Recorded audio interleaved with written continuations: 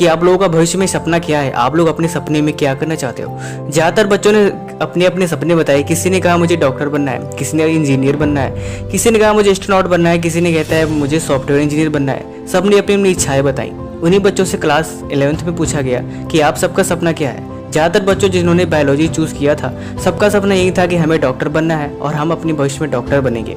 उन्हीं बच्चों से क्लास 12th में जब यही बात पूछी गई कि आप लोगों के सपने के प्रति तैयारी कैसी चल रही है, तो सबके अपने अपने रिजल्ट सामने आ गए। किसी ने कहा कि सर बायोलॉजी मुझे आसान ही लगती है, ये पढ़ना इतना आसान नहीं है। किसी ने कहा नीट हार्ड है, ये नहीं होता इसीलिए मुश्किल लग रहा है, अभी कुछ कह नहीं सकते। तीसरे बच्चे ने जवाब दिया कि सर मेरा पढ़ाई में मन नहीं लगता और मुझे देर रात तक या फिर देर तक मुझसे पढ़ाई हो ही नहीं पाती। जब चौथे बच्चे से पूछा गया तो उसने कहा सर इससे भी ज़्यादा मेरे पास प्रॉब्लम है, मेरे पास ये सारे प्रॉब्लम्स है लेकिन मैं इन पे कभी ध्यान ही नहीं देती। मैं इन सारी बातों को सोचने के बजाय मैं ये सोचती हूँ कि मैं इस बात को कैसे बेहतर बना सकती हूँ, मैं क्या नहीं कर सकती। मैं इस बात पे सोचने से ज़्यादा मैं इसे कैसे कर सकती हूँ, इस बात पे ज़्यादा ध्यान देती हूँ, क्योंकि मैं जानती हूँ प्रॉब्लम है कि कोई भी काम आसान नहीं होता और कोई भी काम आपके लिए इतना ईजी नहीं होता कि आप उसे सुटेबल रूप से कर सकें। लेकिन वो तो कहने की बात है। चौथे बच्चे से जब पूछा गया तो उसने यही बात बताई। उसने कहा कि मेरे पास प्रॉब्लम बहुत सारी है सर, लेकिन मैं क्या करूं, मैं इससे मजबूर हूं और मैं इन सारी चीज़ों को करके रहूंगा क्योंकि ये मेरे लिए जिद है। उस टीचर ने बच्चों को एक प्यारी सी बात बताई। उन्होंने बताया कि तुम सब अभी बच्चे हो, अभी तुम्हारी उम्र बहुत कम है और हो सके ये शायद ज़िंदगी भर तुम बच्चे ही नहीं रहोगे, क्योंकि एक पल ऐसा भी आएगा जिस पल में आप शायद अपने इस बचपन को खो के एडल्ट हो चुके होंगे। क्योंकि समय के साथ साथ सबकी सोच बदलती रहती है। अभी आपका सपना कुछ और है और कुछ महीने बाद या फिर कुछ साल बाद सपना कुछ और बदल जाता है। हमें सिर्फ एक कंसंट्रेट करने की ज़रूरत है। उन्होंने बताया बच्चों जैसे कहीं भी पहुंचने के लिए आपके गांव में, आपके शहर में शायद सैकड़ों सड़कें होंगी जिससे आप कहीं भी आ जा सकते हो, लेकिन अगर आप सारे रास्तों पे चलोगे तो कोई मतलब नहीं होगा।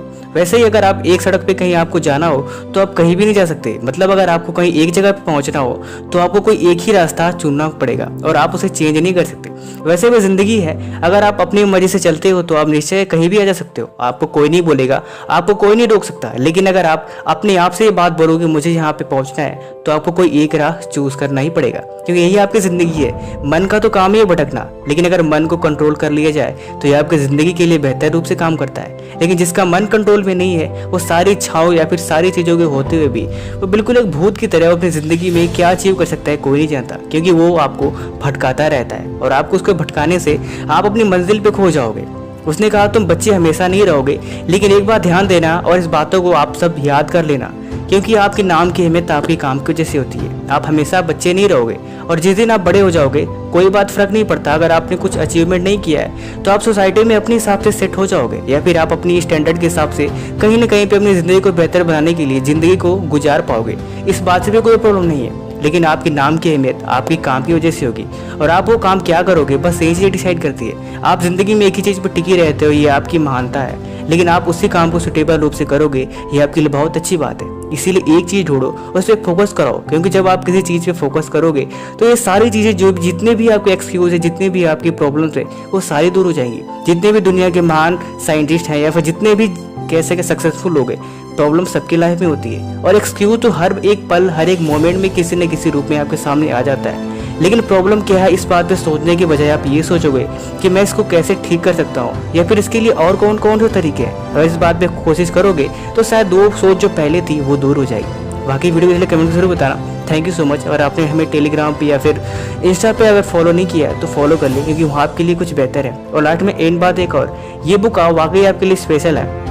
वैसे इस बुक को काफ़ी बच्चों ने खरीदा भी, अगर आपने इसे ट्राई नहीं किया तो शायद इसे ज़रूर पढ़नी चाहिए, क्योंकि जहाँ तक मैं समझता हूँ कि अच्छी चीज़ों को रूटीन में लाने से आप शायद कहीं ना कहीं से अपनी सोच में कुछ नया बदलाव ला सकते हैं। और सिर्फ एजुकेशन और सिर्फ जो आपकी ज़िंदगी के लिए या फिर आपके सपने के लिए, उससे भी हटके कुछ दुनिया में होती है जो आपको एक समझदार और पढ़ा लिखा इंसान होने के साथ साथ एक बेहतर इंसान बनाने में मदद करती है। तो आपने परचेस नहीं किया तो कर सकते हैं, बाकी आपकी मर्जी। लेकिन मेरे अकॉर्डिंग इस बुक को आपको एक बार जरूर रीड करनी चाहिए, क्योंकि आपकी ज़िंदगी के लिए बहुत बेहतर होने वाली है। Thank you so much.